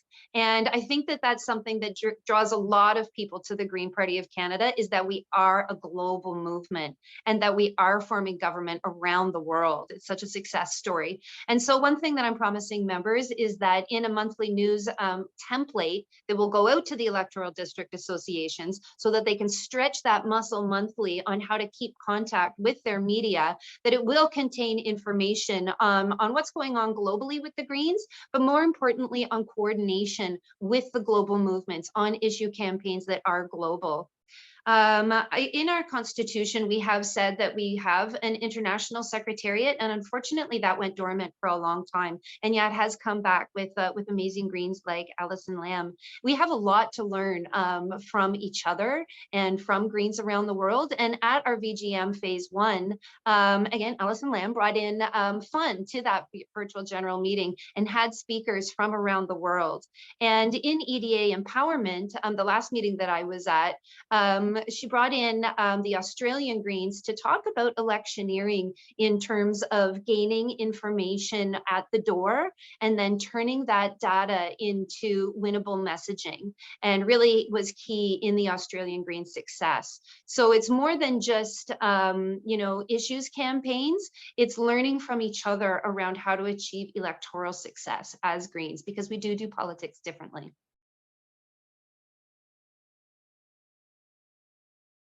Next. I thought it was Jonathan next. I'm sorry, sleeping on the switch. So in terms of coordinating with the International Greens, actually, Anna and I, from the beginning of our campaign, and I'll do a shout out to Elizabeth. With the help of Elizabeth, we're able to reach out to Greens across the globe to discuss, first and foremost, the topic of co-leadership and see how it worked in their localities. But we want to continue those conversations and broaden them to see what else we can learn from Greens across the globe and how we can go about perhaps reconvening a global Greens conference and having discussions and exchanges of best practices so that we can have a concerted effort to push in the same direction. Because Anna mentioned before, we're seeing a lot of the same issues arising in multiple countries across the world. And we need to have a collective push as Greens to address them. No, we know, and this is one of the reasons why we're running as co-leaders, that no one leader, no one team can face all of the crises that we are facing alone. We need the collectivity. We need to embrace and empower all the people working on these same issues. And so in order to tackle global crises, we need to convene and discuss with and network with the global network of Greens in a sustainable and effective way so that we can move forward these initiatives. And I'm going to say a thing that I've been given feedback on recently, but we need to move the needle on climate action across the globe and in Canada especially. And how do we distinguish ourselves, and how do we centralize Canada's role and make Canada shine? I think, again, it starts with getting our house in order here at home and having strong mobilizing capacity and strong campaigns to put pressure on our government until we can form that balance of power and make sure that we're putting the government's feet to the fire, because our forests are burning and our lands are flooding and our homes are having their roofs blown off or not being able to meet the end of the month. And we need to address these things, and we need to put the power back into the people to make the government work for them. I believe it's my turn. I fully agree with Chad. I think we need to move the needle as quickly as possible on climate action. And I think the best way to do that before 2025, because we have, as the latest IPCC report told us and told everyone, we have just a few years to make sure that these emissions peak and subtract as quickly as possible. And so in order for us to do that, we need to inflict that pain on the Liberals and the NDP as quickly as possible. And then we need to lead a strong campaign that will hopefully result in us having the balance of power so that we can eventually, hopefully, participate in a coalition government. For the past, for 5 years, I've lived in Norway, which has also has a strong Green Party, same as Sweden and Denmark. I was, in fact, it's very interesting because MDG, the Norwegian Green Party, is currently having their own leadership election right now, and they're also having a number of issues that are arising in our own leadership race. One of them being how do we position our party? Do we choose to position it farther to the left, or do we keep being in the center? And one of the candidates out there is very much pushing, as I believe most of us here on this panel tonight are pushing for a party that is stronger on the left and pushes a discourse that is amenable to most Canadians on social justice in order to make sure that Canadians understand the need for strong Green MPs in Parliament. I think it's crucial to rebuild our international structures right now. I'll touch a bit more on that later, but we are faced with a global crisis. No country on its own is able to fix the climate emergency. That requires strong multilateralism, and the fact that the Greens have this network really helps. I'll continue later.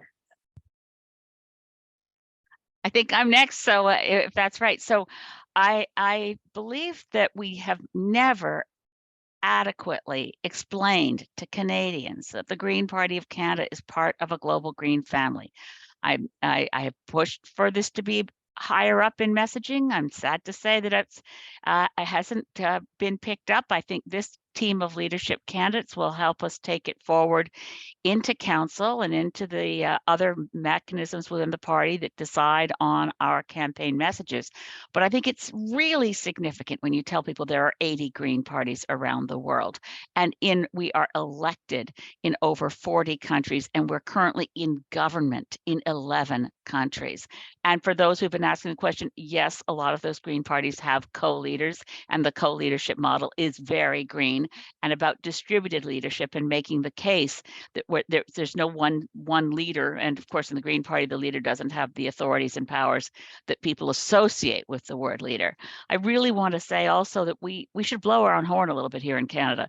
We're the most successful Green Party anywhere in the world functioning under the perverse first past the post system. My colleagues in the Greens of England and Wales are very jealous that I have any colleagues in Parliament with me in the House of Commons at all. We have been really encouraging for Greens. For instance, we don't necessarily think of this very often, but the New Zealand Greens look and say, boy, Canada, you got rid of conversion therapy. We've got to do that. So we learn from each other. And I've said it, if I've said it once, I've said it a million times. Greens doing well anywhere help Greens do well everywhere. So when my friend Adam Bant delivers an unprecedented vote for Greens in Australia, we learn from what he did and we cheer him on, just as we do for Annalena and Robert in the two Green leaders of Germany, now Minister of Foreign Affairs and Minister for Climate and Economy. Now time for conversation on this question. Jonathan, your hand was first. I think Anna and Chad's was first. You're very welcome. Go right ahead. Yeah, just to piggyback on my comments about the need for multilateralism. We are currently faced in potentially the most difficult crisis our post-war Second World War order has ever experienced, and that is happening at a time when we need more joint action on climate. We're already seeing less world leaders participate in the COP27 happening right now. The Greens have a capacity through this network of global Greens, and especially by having people like Annalena Baerbock sitting in the German cabinet with her former co-leader. I think we have the capacity to shake that structure a little bit and propose alternatives to a system that truly truly doesn't function right now in the face of the global challenges that we're faced with. And I just raised my hand on this question to more eloquently finish the point that the time cut me off on before. But I think I was talking about sort of Anglo-dominant countries and the fact that there's this common set of values which I think has led the sort of capitalist expansion around the world and has become idealized, especially in American media, which has spread absolutely around the world and is starting to influence even, Asia and Africa now. These countries also have similar problems that are based on similar policies that come from a similar values set. If we look at green parties that are based in the global south, that are based in Africa, the Kenyan Green Party is very inspiring. If we look at the Greens in the Philippines and how they're resisting dictatorship, and if we look at the collective values of many Green parties and green groups and movements in Asia, I think there's so much that we can learn from the different way that they speak, the way that they talk about and express green values. And I would love to see if we can do some cross-cultural learning, because having worked in international workplaces, I know that there are just very different value sets, and the more that we can understand each other, I think the better that we can understand the modern world, and we can move towards that vision of a multicultural and peaceful and green society. I'd like to reiterate wholeheartedly what Anna is talking about. And we were talking earlier about with Indigenous nations, it's our role to listen. And I agree that as we become more active again within the global greens atmospheres, that if we that we see ourselves as part of that Eurocentric colonialist origin, and that we play a listening role and a supporting role. And one of the things that I'd like to convene with my immigration policy table is talking about a immigration policy that is climate crisis aware and climate crisis ready and long term. It's astounding that the other parties haven't created that yet, and inviting in the global greens to help the Canadian greens make that policy. We have had a real role in recognizing that we need to have the recognition of climate refugees. It was adopted by Global Greens in the Sao Paulo Congress, and it has been brought into Green Party of Canada policy. But what I wanted to mention was I was also a founder of, and I love this group, it's the Global Greens Parliamentarians Association. I'm still co-chair, but there are 400 elected Greens around the world at federal levels. We make a big difference where we function, and one of the things we learn from, and I love talking to, it's like my only sort of peer group. By the way, Ian Sutar, who's the new president of the party, was also very active in representing Canadian Greens at the global congresses. The next global congress, they happen very rarely, is in June in South Korea. I'm hoping that Canadian Greens will find a way to send a good delegation there, because it's very rare when we are able to connect. But as I said, Greens doing well anywhere help Greens do well everywhere. And the Greens of England and Wales have been working really hard on looking at the structures that we have around the world. Greens struggle, our struggle we have with making structure fit our values is one that's not unique to us, and we can learn a lot from what's going on right now in England and Wales. Do we have time for one more quick point, Anita? It was my turn, I think. Yeah, I think that we're out of time on this, but I want to give both definitely Simon and Chad. Very short. I agree with everything everybody said. It's inspiring, and I think yes, we need to collaborate more with Greens and make sure the principle are well spread all over the world, and that there's more and more Greens everywhere. So for that, we need to go forward, communicate, participate to all the different events, and be there. Yeah, thank you, Mita. Simon, you were also first. Chad, are you good? I'm good. I had ceded my time to Anna for her. Can I make one quick point? Is that we form more than 11 governments. We have Greens at the municipal and regional level too, and that's really key. Mark McKenzie is Canada's first Green mayor and endorses me for leader, and we need to highlight those stories well and bring those forward. I said 11 national governments. We have a lot of Greens in local levels. We've had mayors around the world, and it's really exciting. Yeah, good. Glad we clarified that one. Working with elected Greens is indeed quite fun, including, anyway. There's an interesting question that's going to come up in our Q&A. We just want to get there soon. So this is our last question from the prepared questions for the night before we get to audience questions. And Simon, you are first in this round. It is, how are you planning to engage and empower our electoral district associations to maximize wins across the country? Yes, so as part of my 180-day plan, I plan to visit 60 of the most active EDAs. I will begin by sending in advance of my visit a pop-up exhibit that the EDA can use for outdoor and indoor promotional events. If the EDA is ready to do so, I will join them to the pop-up exhibit in a meet the leader capacity. After this visit, the EDA will be provided with a roster of permanent Greens to draw from the future visits. Provincial leader, shadows, critics, their provincial representative on federal council, and so forth. The goal would be to combine a permanent Green visit with a community organized pop exhibit at least twice a year. How to empower EDAs to maximize win across Canada? So let me answer that in terms of my electoral strategy. First, I do not believe in candidate can win without a well-organized EDA.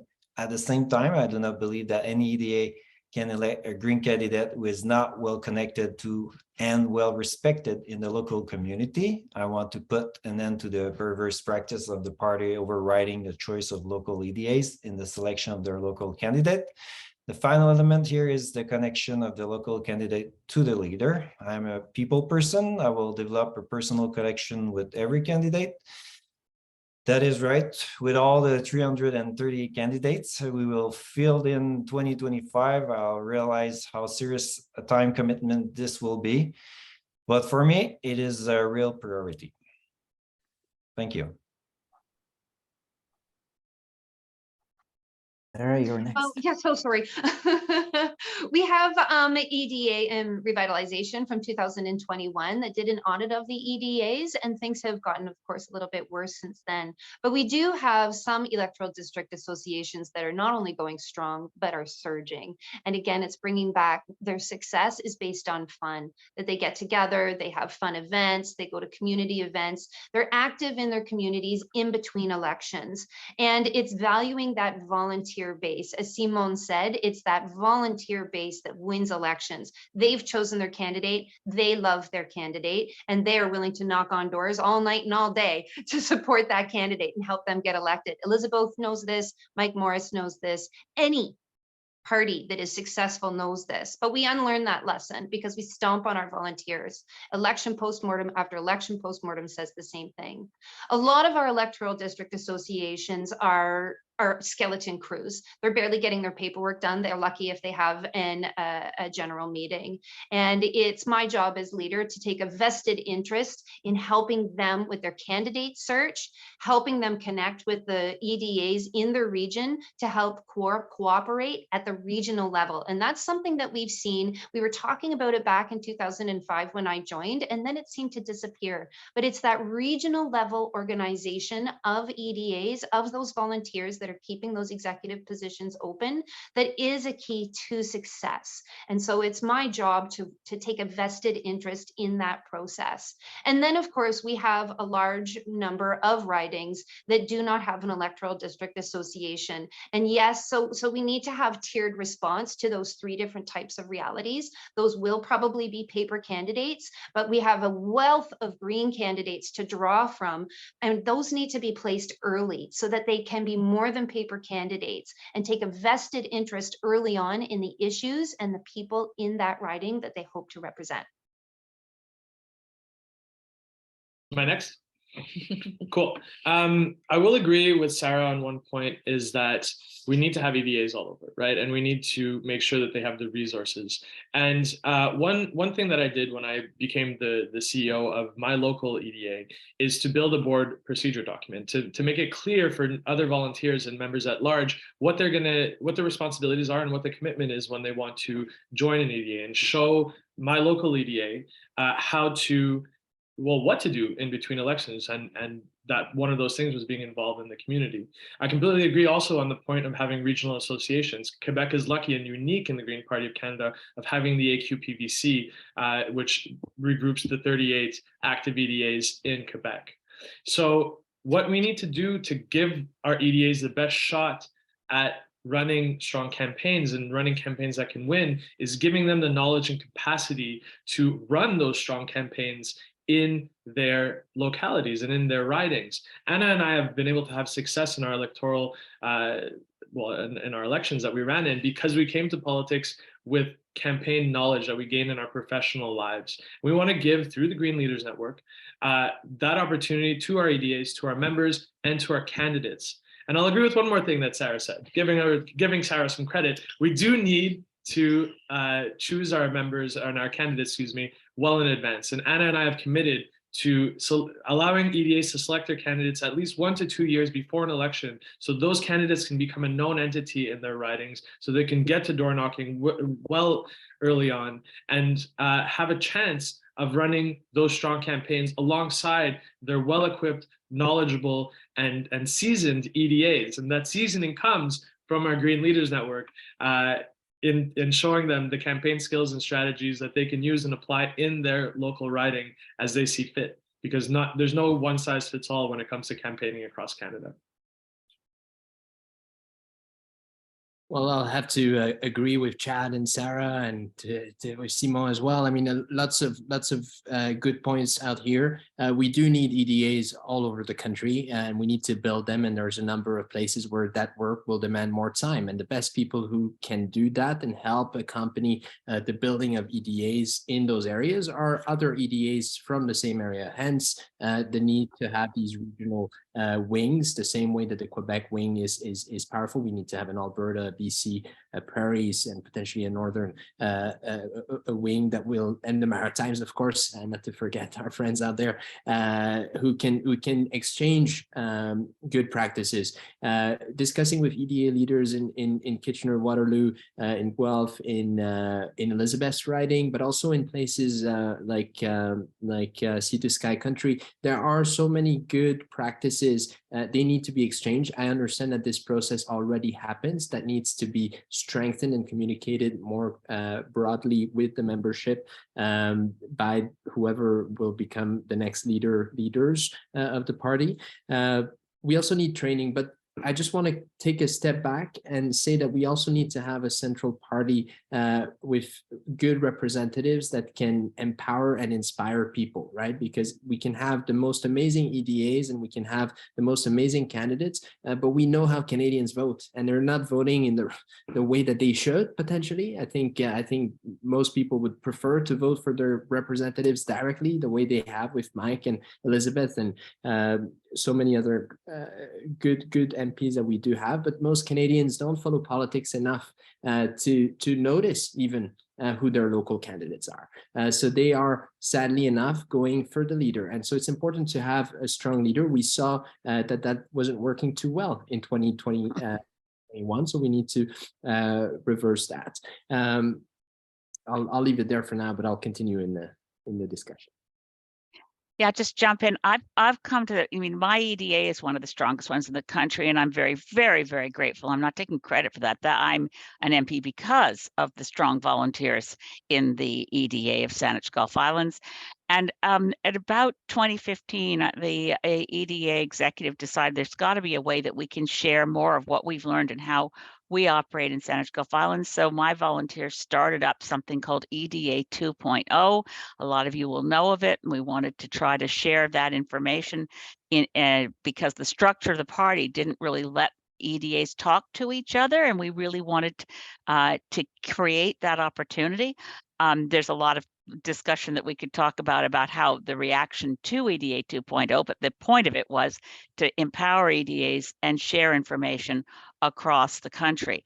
I think it's really important that we, as we're moving forward in constitutional review and change, and obviously it's part of our program here between Jonathan and me, between Chad and Anna, to take the party to a constitutional change to reflect the co-leadership model, which right now only one Canadian political party has, and that's Quebec Solidaire. But we certainly know it works really well in Greens around the world. And a lot of us, as Chad mentioned, I've been consulting with them. I gave names to Chad and Anna to consult. It works well to have co-leadership. But one of the other things is that I think we really have to look at the model that we have of a federal council that's supposed to funnel up all the good grassroots ideas that come from across the country. I think we need a mechanism for EDAs collectively to input into the decisions that are made at the national level. Nature abhors a vacuum. And I'm just going to say this, that when you say the leader has no power and we're a grassroots party, where does that power reside? Grassroots BGMs aren't happening every day. And the assumption is the council can do that by themselves. In the absence of that power, sometimes it's gone directly to an executive director. So the executive director has far more power than the leader. Sometimes it's gone in other directions. We need to think about a reform that gives the EDA leadership a voice nationally in our structure.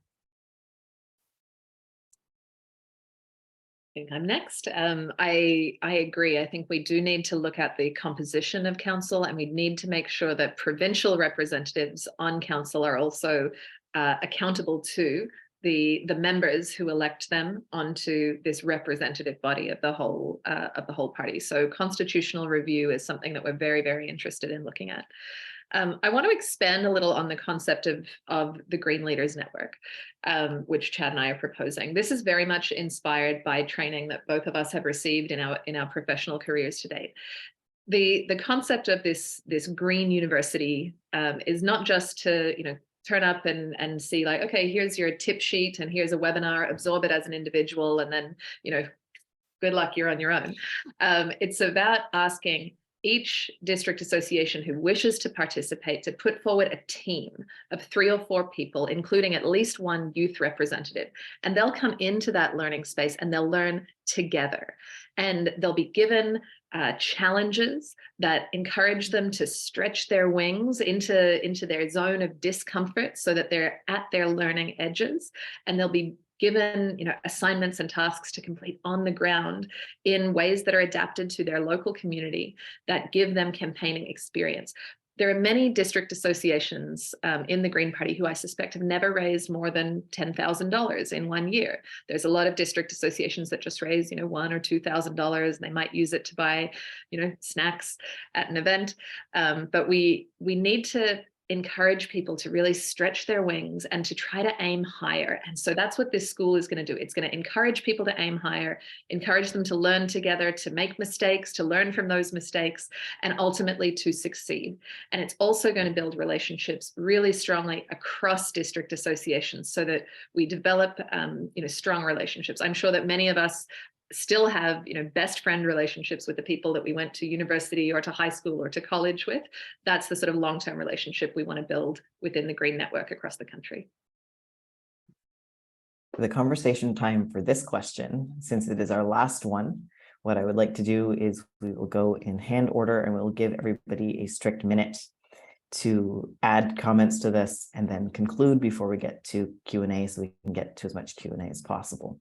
A heads up for the Q&A, I will also do hand order and everybody will get 30 seconds to respond to make sure we can get to as many audience questions as possible before our time is up tonight. So the first person I see up is Simon. Were you there from before? You want to go first? No, I forgot to put my hand down. Okay. I'm good.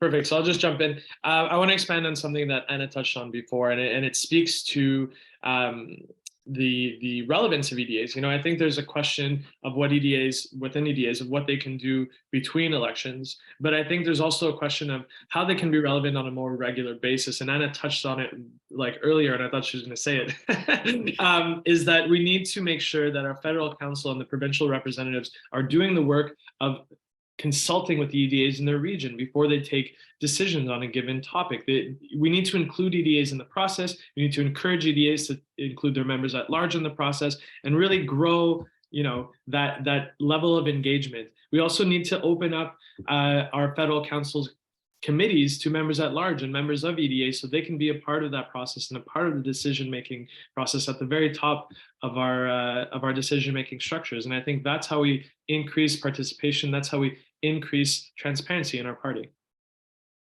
Sarah, your hand is next. If I can, oh, sorry, who's next? Sarah is next by hands.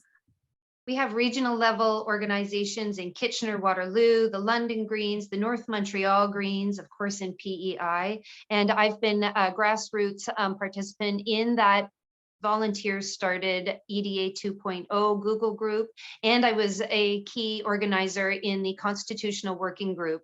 And I have to say that this top-down way of taking the EDAs to school is a little bit dangerous, because you can't force this. It has to come from the grassroots up. I wish Farouk Chishti could speak, because there are amazing things already happening, and we have to let that happen organically and not force it. There is a lot of discontent in this party, and the key is fun. EDAs that are thriving are doing it because they are having fun, and that's what we need to grow. We need to improve our morale, and we need to go back to a rules-based order. This leadership race has become little more than a referendum on co-leader, and we are not going about it in a way that is rules-based and is fair. Next is Elizabeth. I just wanted to stick up for Anna and Chad's idea, because it's very much like the Green University that we used to do, and it's not forced on anybody. I hear from a lot of EDAs the clamoring for resources, the desire for training. However it ends up being done, it should be done. We have to give the EDAs the tools that they want and listen to them, so they can share the tools and the good experiences of what's worked, what hasn't worked. There's no point repeating a mistake. I think we have to give each other a bit more credit for the fact that we've been very successful in this country, that we have Greens in Parliament, that we have 4 provinces with successful Green parties, and we have, Green Party of Alberta, Green Party of Saskatchewan. God bless you, Jordan Wilkie and Naomi Hunter, and those who fight the good fight in really hostile zones. Naomi going around in her car to collect all the signatures to make sure she had a full slate in Saskatchewan. Not easy stuff. So let's support our grassroots Greens and give them the credit they're due. I just want to add, and Elizabeth touched a little bit on that, but there is a need to get our EDAs involved in the central party affairs. I mean, for a long time, the platform was decided, and the discourse, the communications were decided by our staff in Ottawa. And our staff by and large has long been doing a great job, but I think it's important to listen to the voices of our EDAs when it comes to how we communicate green message and green policies to various subsets of the Canadian population. The discourse won't be the same in Quebec. That's something that Quebec, of course, has understood for a long time, and that's why we have such a strong wing there. But it's also true of Alberta, and it's also true of BC, and the way in which you want to connect with the Alberta voter is not the same as with your usual voter on Vancouver Island or in downtown Vancouver. So I think having them involved early on in how we design our communication strategies is key to leading successful campaigns. We need to tap into this amazing knowledge and energy that exists in the party at the local level. Cool. Yeah, I just want to respond to the idea that a Green University or a Leaders Network or Education Network is somehow top down. I see this as expanding access to education.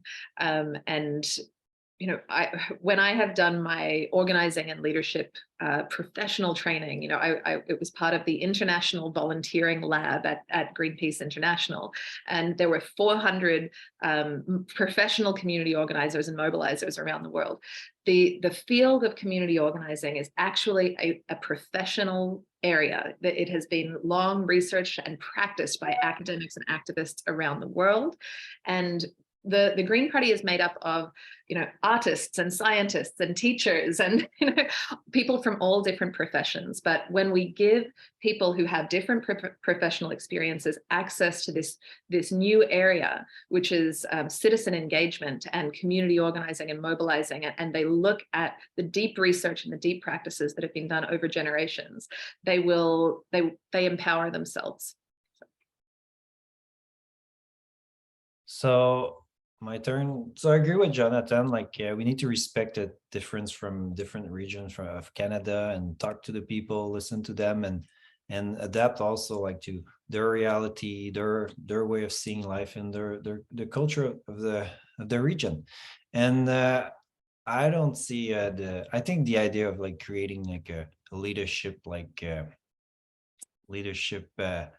like schooling and interaction. I think it's a great idea, and that they I don't think Anna and Chad will force anybody to join their movement there. So I think that it's something that people could join and learn and exchange, and I think that could be a great idea too.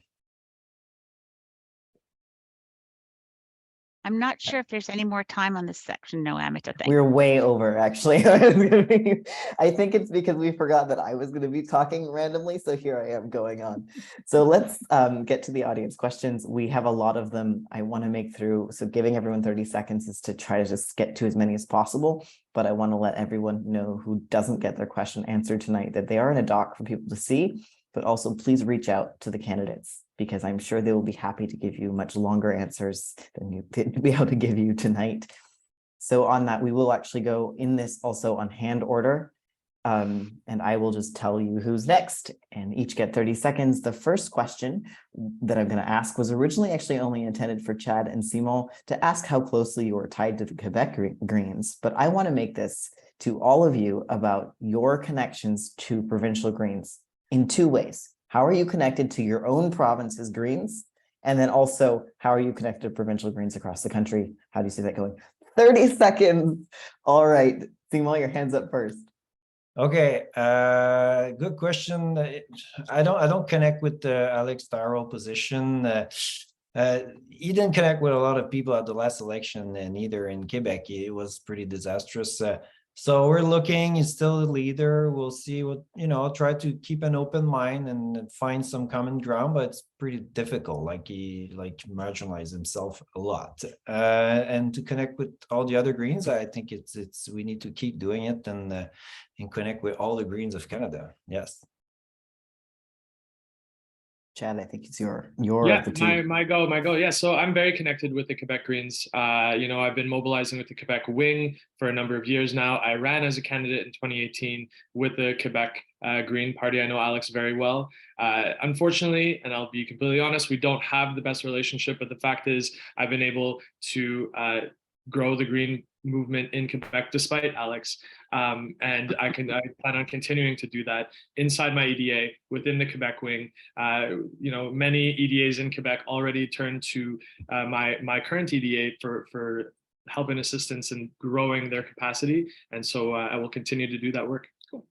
And I'll just use my time now. My connections to the PEI Greens remain very strong. Of course, I was the president of the party for 2 really formative years that took us from having 1 MLA to having 2 at the end of my term, and then laying the groundwork for breakthrough as official opposition. And we actually visited the PEI legislature yesterday, and we were recognized as guests. We met the premier, which was really nice, and more than half of the PEI Green Caucus came out to our event, and I was very honored by their presence. Jonathan. Lots of incredible Quebec Greens. The party leader, however, is quite problematic, and he's been problematic for the GPC, and he's been problematic within his own party. He's been problematic for the agenda, the Green agenda in Quebec. From my perspective, in Quebec, we have a very strong, progressive, environmentally friendly party that is named Québec solidaire. They have 2 leaders. Elizabeth knows one, I know the other. So, and in terms of other, we've had Elizabeth and I have had discussions with Mike, with Sonia. So yeah, okay, time up. Elizabeth. Yeah, I've taken the mantra that Greens doing well everywhere makes Greens do well everywhere. So I have never been publicly critical of Alex Tyrrell. I've actually, anytime when I was leader and he asked for help with anything, no matter how much he'd recently attacked me, I'd offer that help because we're family. and dysfunctional sometimes, but we're family. I am very close to all the Green Party leaders across Canada. In fact, no Green MLA, MP, or MPP's ever been elected that I haven't personally been in their riding working with them, including when Peter Bevan Baker won in 2012. I'd been there campaigning with him just as I was with Hannibal and all the PEI Greens. Sarah. One thing that makes us weak internally and in front of the media is when we attack each other, when the person is not there to stick up for themselves, whether it's behind closed doors or openly like this. And it's something I'll never do as leader. I have brought forward Christian Proul as my chef adjoint, but of course he's not able to be here because of these strange rules within this race. He is a francophone from Ottawa and will help me be better connected with the francophone community within the Green Party of Canada. Right, next question. Get ready to raise your hands when you're ready to answer. It is, if you become Green Party leader, will you, 1, strongly advocate for electoral reform, proportional representation, and 2, advocate for lowering the voting age to 16? I see Anna and Chad hand first. Yes and yes. We've been saying very consistently since the start of this race that that proportional representation is a key part of our policy priorities, and should we achieve our goal of electing many more Greens to be in the balance of power, that implementation, not further study, but implementation of proportional representation would be a non-negotiable condition in a confidence and supply agreement or in coalition government negotiations. Not the only condition, but it would be a firm red line. We know that this change is desired by the majority of the Canadian public, and totally stoked about Germany today. And I'll just jump in here. Yes, totally stoked about Germany today, who lowered their voting age to 16. And then I have that in our policy platform document. We also have opening up our democracy and returning to a per vote subsidy and lowering the contributions so we can actually have a wider breadth of people participate in democracy more equally, that we can have more stable financing for our political parties so we don't have to do this rat race of scrounging for money, and really level the playing field a little bit with our older, bigger parties in the field. Elizabeth. It's just to say that we didn't put forward a policy or platform because we're running on the Green Party policies, which include reducing the voting age to 16, which is why I put forward a private member's bill in the federal parliament to reduce the voting age to 16, which is why I've been a champion of proportional representation in the federal parliament before I was elected and before I was a Green. So yes, these are core and central commitments, but the policy for protecting old growth forests, the policies to get rid of fossil fuel subsidies, these are policies of the Green Party of Canada, and the leader must push them forward. Jonathan. Yes and yes. The current state of our democracy is hugely problematic, and PR, proportional representation, is the remedy. So we need to double down on what the remedy is. We need to explain it to Canadians, and same with the lowering to the age of 16, the voting to the age of 16. The decisions that we take now will have a huge impact on the coming generation. It's important that they have a voice in those decisions. Simon. Yeah, yes and yes, for sure. And like Jonathan said, it is proportional representation is the remedy, and I think it will like influence like the direction that humanity will take also. And it is the future, and that's where we need to go. And that's the future of democracies, the future of humanity that's passed by a proportional representation. And 16 years old, yes, for sure. There's some 16 years old who have like are ready to vote and have the maturity of a 35 years old or 40 years old like person. So yes. Sarah. In 2014, members told us to pick one, and that's in my platform, that in our policy table talks, a focus weekly will be on picking one form of proportional representation, having that proposal ready. I'm earmarking for a June general meeting, and then providing all of our candidates with the same messaging so that we know how to sell this form of proportional representation to Canadians. The excuse, it's too confusing, therefore we can't do it, no longer washes with the Green Party of Canada. And I'm very excited to announce announce my hopes to have Greens on campus on every college and university campus within 5 years. And that is more than just lip service to voting age for 16. We need to transform this party into a youth-led movement.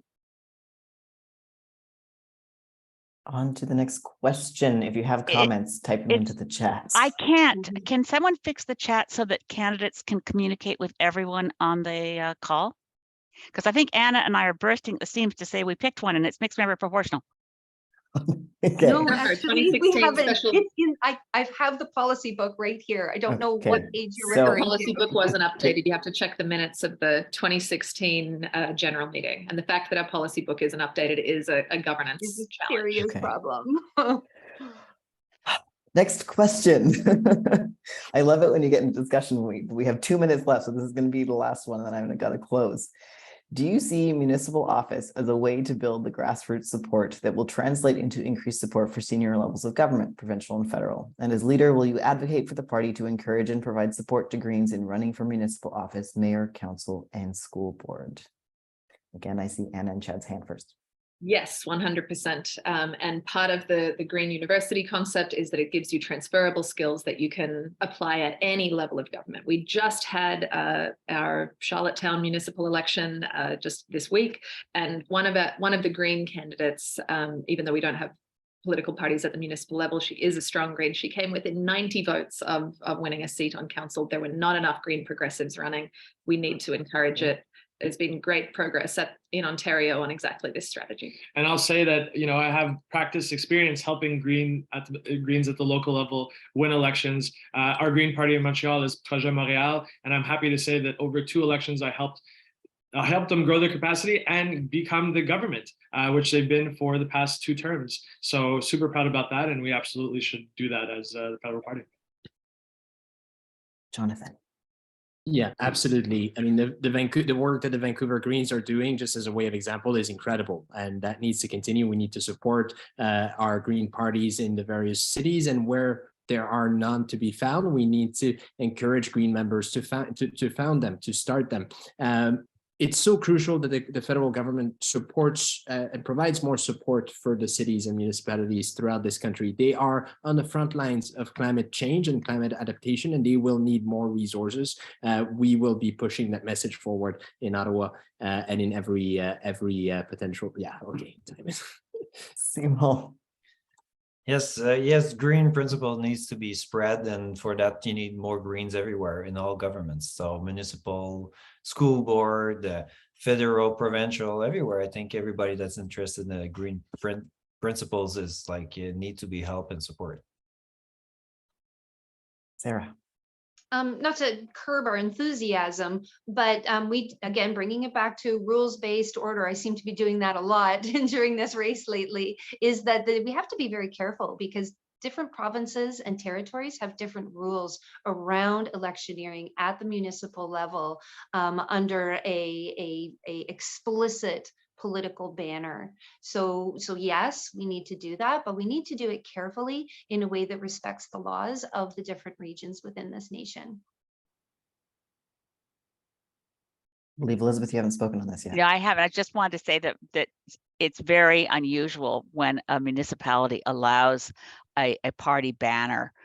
The Vancouver City Council is rare in that way, but certainly people in Nanaimo knew that when they picked Paul Manley as their top candidate, top vote getter in Nanaimo Ladysmith, they sure know that Paul is Green.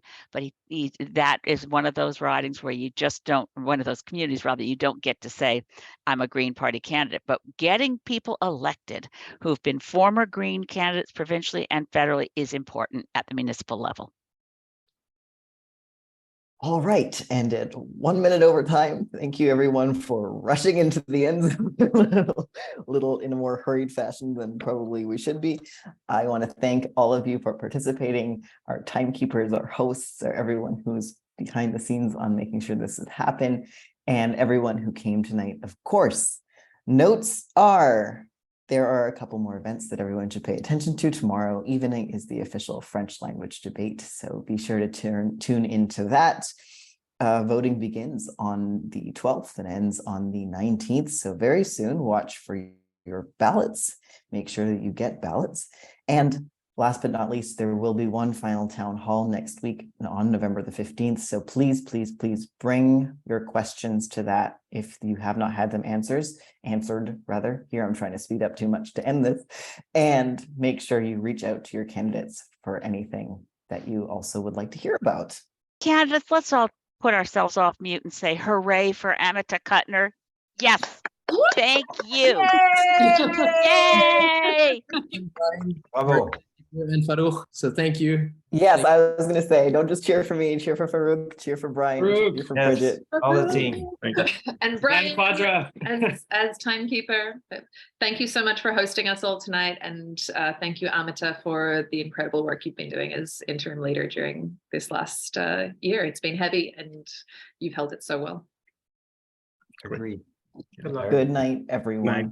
Thank Have a you. lovely evening. Thank you.